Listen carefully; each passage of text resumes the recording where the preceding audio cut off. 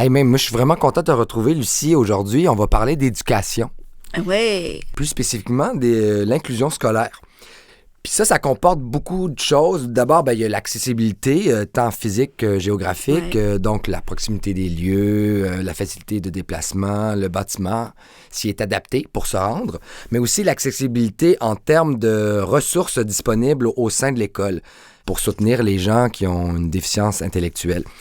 Aujourd'hui, on va s'attarder avec nos spécialistes qui vont venir un peu plus tard en studio avec nous aux méthodes qui sont utilisées à l'école pour favoriser l'apprentissage, puis de l'implication des nouvelles méthodes d'enseignement. Et du même coup, on va explorer ensemble les possibilités que le gouvernement et le système de l'éducation peuvent nous amener. C'est un bon plan, ça, quand même. Ah ben oui, je suis d'accord avec toi pour l'histoire, Oui. là. Hey, moi, je serais curieux, avant qu'on fasse venir nos experts avec nous en studio, c'est quoi ton rapport à l'éducation? D'abord, t'es gradué, t'as fini quand l'école? J'ai fini en secondaire 4. Mais en secondaire 4 et 5, on faisait des stages. OK, t'as fait un stage en quoi? Chez un fleuriste, Oh! dans une résidence pour personnes âgées. Alors, à la Saint-Valentin, à Pâques, à Noël, tu vas pouvoir m'emmener des beaux bouquets? On verra ça. Ah! Si je suis gentil? Qu'est-ce que tu dirais si on invitait nos expertes en studio? Ben bien sûr, elles sont les bienvenues parmi nous. Bonjour, mesdames Céline Chantenou et Catherine Turcotte, toutes deux professeurs à l'Université du Québec à Montréal au département d'éducation et de formation spécialisée. Merci d'avoir accepté notre invitation. Bonjour. Bonjour et Ça fait merci pour plaisir. la belle invitation. Oui. Ouais. Alors, d'entrée de jeu, je vous pose la question à vous deux. Comment vous en êtes arrivés à travailler sur le sujet de la déficience intellectuelle? Alors moi, avant de m'intéresser au sujet de la déficience intellectuelle, je me suis d'abord intéressée à la question du développement de l'enfant. Donc, dans le fond, j'ai une double formation en psycho et en éducation. OK. Et ce qui m'intéresse dans la vie, c'est comment, de façon générale, l'être humain se développe et puis comment, parfois, on a des autres façons de se développer. On trouve des stratégies différentes. Et c'est pour ça qu'à ce moment-là, je me suis intéressée, par exemple, à des personnes qui ont une déficience intellectuelle et qui trouvent des stratégies pour s'adapter au monde de façon différente. Et vous, Catherine? Moi, je me suis intéressée à la déficience intellectuelle et aux personnes ayant une déficience intellectuelle en travaillant avec Céline. Alors, donc, vous êtes connue sur le terrain. Oui, à l'université, c'est ça, parce que moi, je m'intéresse à l'apprentissage de la lecture et de l'écriture. Peu importe qui est la personne qui apprend à lire et à écrire, moi, ça m'intéresse. Mais en travaillant avec Céline, j'ai appris à connaître un peu plus les élèves qui avaient une déficience intellectuelle. Et c'est en travaillant ensemble, c'est ça que j'ai... Que vous avez trouvé des outils? Oui, c'est ça qu'on a développé ensemble, des Une trucs. méthode? Oui, c'est ça. On a développé une approche. De toute façon, moi, je développais déjà pour les élèves des classes ordinaires. Oui. Donc, mais c'est vrai que j'ai appris plus à connaître ces élèves-là grâce à Céline. Ouais. C'est quoi les méthodes, en fait, d'apprentissage en lecture? Moi, je me suis plutôt penchée sur les élèves un petit peu plus vieux du primaire, de 9 à 12 ans, par exemple. Qui éprouvent des difficultés. Mais à comprendre un peu les lectures, parce que les lectures sont plus denses, sont plus complexes. Il faut comprendre ce qu'on lit en sciences, en histoire, en géographie. Donc, c'est plus juste des petites histoires, c'est plus juste des textes très, très, très accessibles. Le rythme, Exact. la ponctuation. Puis c'est vraiment plus apprendre à lire, mais lire pour apprendre Aussi. dans le fond. Ouais, Puis lire pour être dans la vie de tous les jours, comprendre ce qui nous entoure, etc. Donc, c'est pour ça aussi que je me suis tournée vers Catherine. C'est parce qu'elle, c'est vraiment son intérêt de dire, quelqu'un qui a de la difficulté à lire, comment on peut l'amener à comprendre un texte, même peut-être quelqu'un qui a peut-être de la difficulté à décoder ou lit moins vite ou plus lentement, etc. Qu'est-ce que l'on peut faire? Et c'est vraiment de ces deux préoccupations, à la fois l'aspect développemental, comment on sait les forces et les difficultés des personnes qui ont une déficience intellectuelle, mais aussi qu'est-ce que l'on sait de la difficulté de tout être humain quand on lit un texte, est née notre recherche, dans le fond. Et les stratégies, l'approche qu'on a proposée, qui est dans le fond une approche pour favoriser la compréhension de texte fondée sur la répétition de la lecture d'un même texte, donc un texte informatif, où on utilise, donc on lit le texte plusieurs fois dans la semaine, mais on va le lire sous différents angles. Est-ce que c'est ta technique que tu utilisais, toi, Lucie, lorsque tu étais étudiante? Comme dans tout, je t'ai dit, des fois, peut-être j'ai oublié de t'en parler, mais moi, à l'école, j'avais une professeure, des fois, elle me faisait lire devant la gang. Alors, une lecture à haute voix, C'est des ça. fois, c'est plus facile qu'une lecture à... Alors, en principe, Une lecture orale, tu sais, là. voilà. Parfois, on lit oralement, mais on ne Ouais. comprend pas nécessairement. Donc, c'est Exact. chacun qui va se trouver aussi sa stratégie de dire, ben moi, je suis mieux quand je lis une première fois dans ma tête, puis je me fais une image du texte. Qu'on Puis répète, puis répète. Exactement. Hein? Pensez-vous, quand vous lisez un texte scientifique ou un texte d'un journal que peut-être vous avez moins d'habitude, ben, la première lecture, c'est quand même difficile. Donc, c'est le Ouais. même principe qu'on a appliqué avec les élèves, en ajoutant ce qu'on appelle l'apprentissage des stratégies de compréhension en lecture, qui sont des stratégies qu'on utilise justement avec des élèves qui ont des difficultés en lecture de façon générale à comprendre un texte. Par exemple, quand on regarde un texte, ben, on peut peut-être s'aider des titres, des sous-titres, des images, puis dire ben, de quoi ça parle. Puisque les enseignants étaient ouverts avec, Ouais. avec ces méthodes-là ou ils étaient rébarbatifs? Les enseignantes sont assez ouvertes, oui, parce Les enseignants aussi? Oui, on n'avait pas d'enseignants. Ah. C'était des enseignantes. Mais il y aurait pu en avoir, tout à fait. Mais oui, elles étaient très ouvertes. En fait, on cherche à reproduire ce qu'un lecteur expert est capable de faire.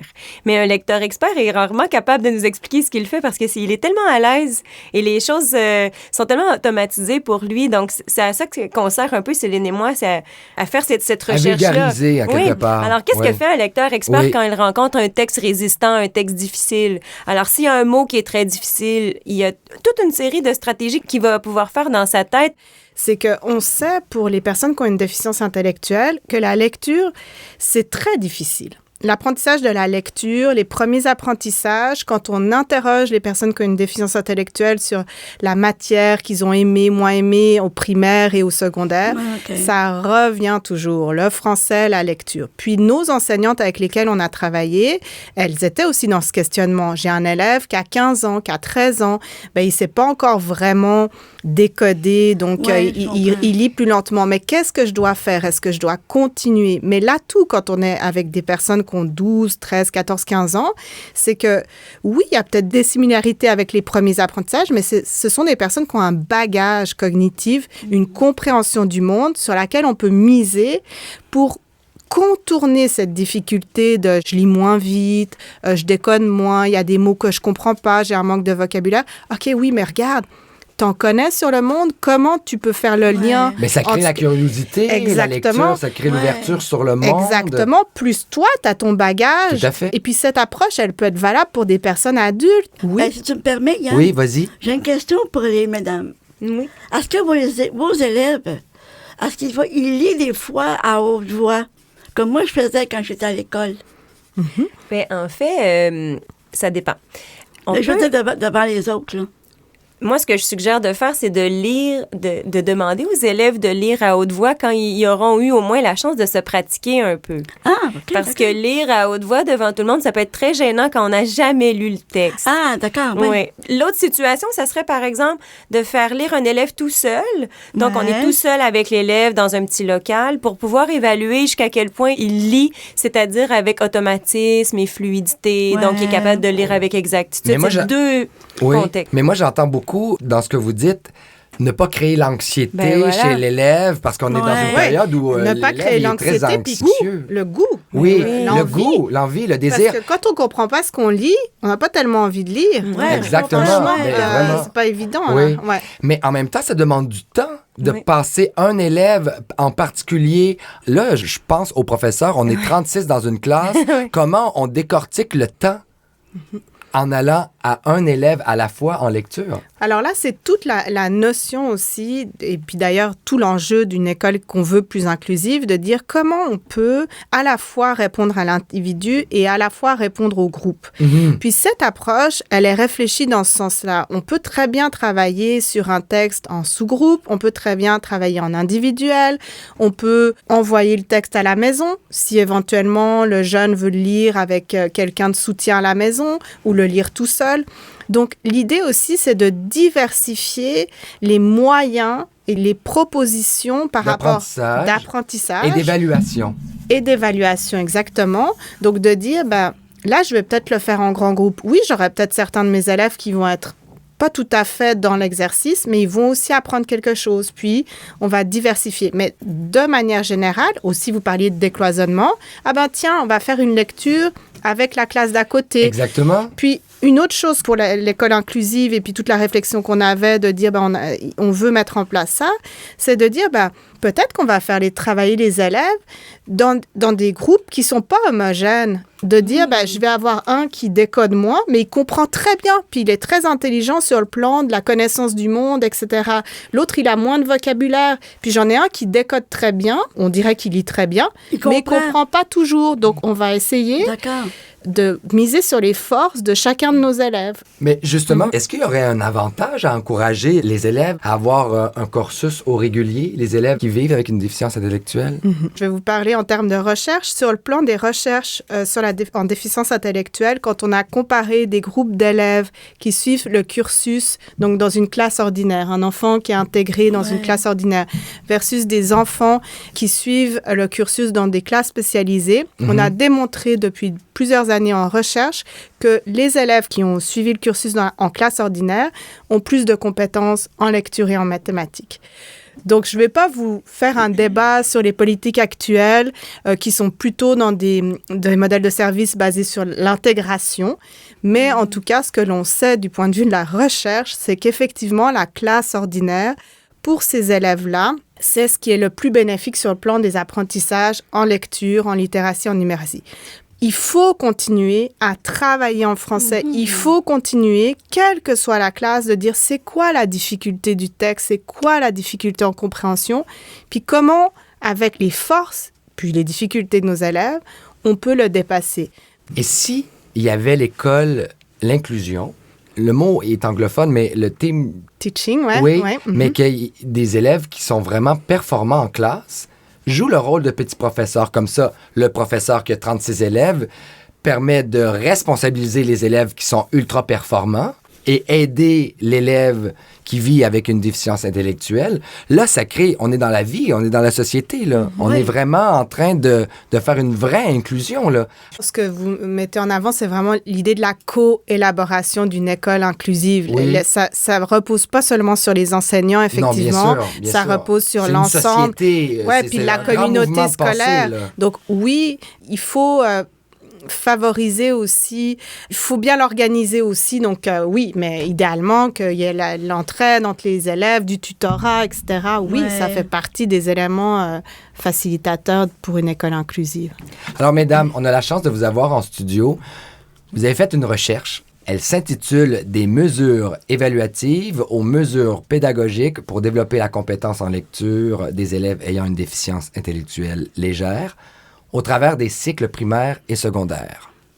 Moi, qui ai une déficience intellectuelle, j'y comprends rien. Ah bon, OK. Alors, je comprends bien. Éclairez-nous, mesdames. Donc, oui. Dans le fond, le titre reflète un peu la préoccupation des enseignants. Donc, de dire comment, quand j'ai un élève qui a une déficience intellectuelle, qui a du mal à comprendre des textes ou à lire des textes, qu'est-ce que je vais faire? Comment je vais l'évaluer? Qu'est-ce que je peux lui proposer comme démarche? Puis, c'est pour ça qu'on parle aussi d'évaluation. Où en est-on et où on va?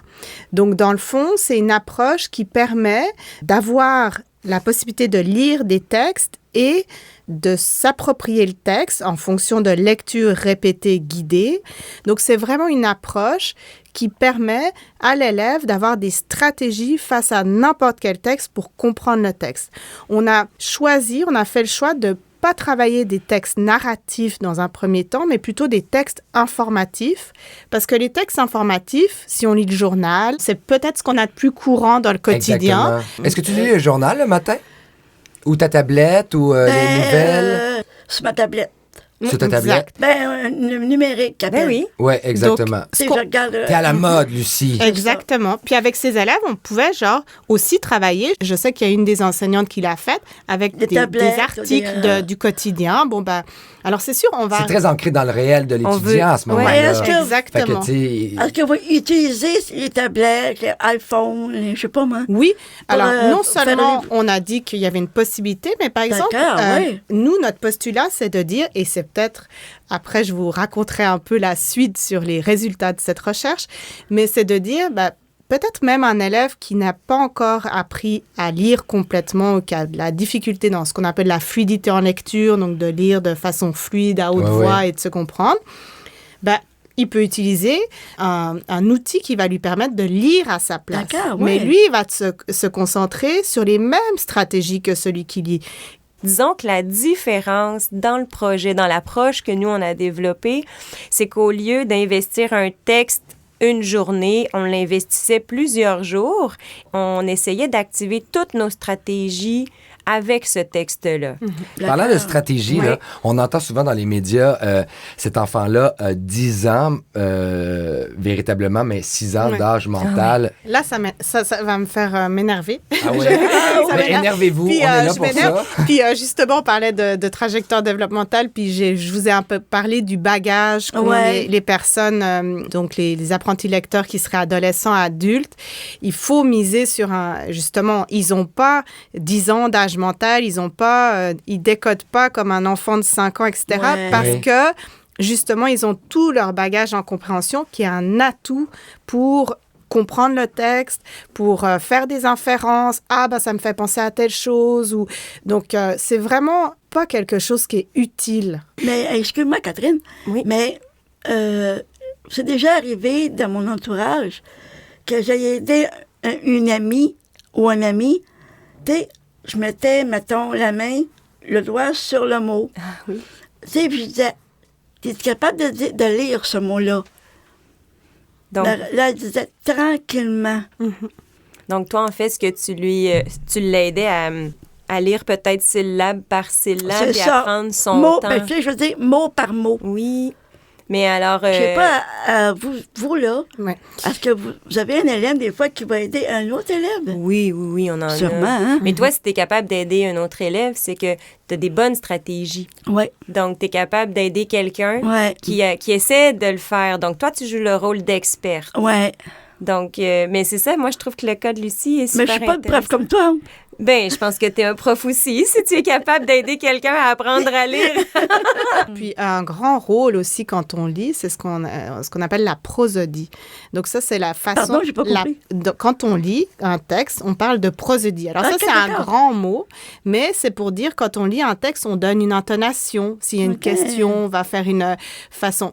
Et pour certains élèves qui n'arrivent pas à faire ça, ils comprennent moins le texte. Alors, quand on leur lit le texte, avec le bon rythme, la bonne prosodie, la bonne mélodie, entre guillemets, la rythmique du texte, ils vont mieux le comprendre. Donc, c'est pour ça que pour travailler sur la compréhension du texte, on n'a pas besoin nécessairement de lire parfaitement, mais par contre, d'entendre le texte de la bonne manière, d'avoir quelqu'un qui le lit à notre place, ça va être important.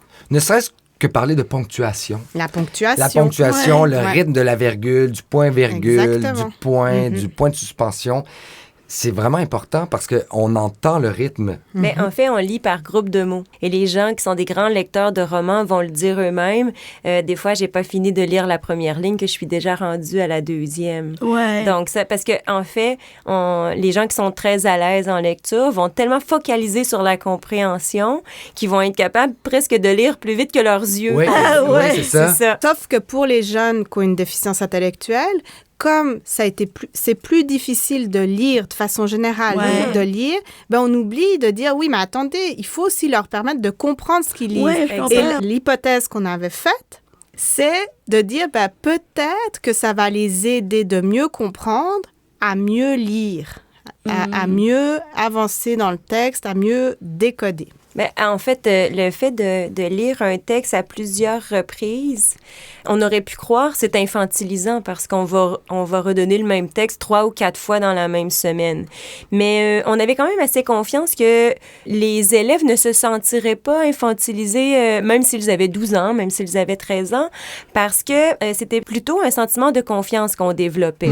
Donc, à chaque fois qu'on est confronté à un nouveau texte et que c'est un texte, en plus, avec des informations qui sont compliquées, ça peut créer un peu de stress parce qu'on se dit, est-ce que je vais vraiment tout comprendre? Puis, c'est quoi les questions que l'enseignant va me poser après sur ce texte-là? Alors, on lit toujours avec un peu d'appréhension, mais là, on le lisait une première fois, on activait des stratégies pour mieux comprendre les mots, par exemple. Le lendemain, on essayait de se rappeler du texte parce que les élèves qui ont une déficience intellectuelle, peut-être qu'ils ont un peu plus de difficulté à se rappeler de ce qu'ils ont lu la veille. Alors là, on reprend le texte en ici.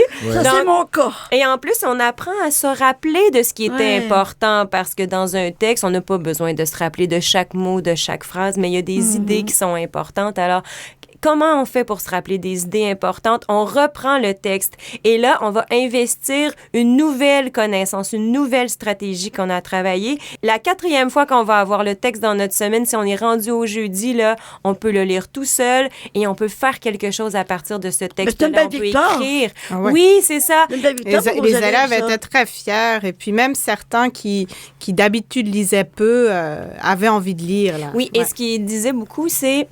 Mais on connaît maintenant la routine. On le sait que le lundi, c'est le nouveau texte. On va l'aborder tout le monde ensemble. On n'a pas besoin d'être stressé. Le mardi, je vais le lire un petit peu moi-même. Je vais devoir m'en rappeler. Puis je vais travailler telle stratégie. Le mercredi, je vais le faire tout seul. Je vais être à ma place. Donc, vous voyez... Alors, il y a des séquences. Oui, il y a une séquence comme ça qui rassure tout le monde. Exactement. Puis eux, quand ils sont tout seuls à la maison, après, ben, ils peuvent dire, OK, je veux lire cet article de la presse.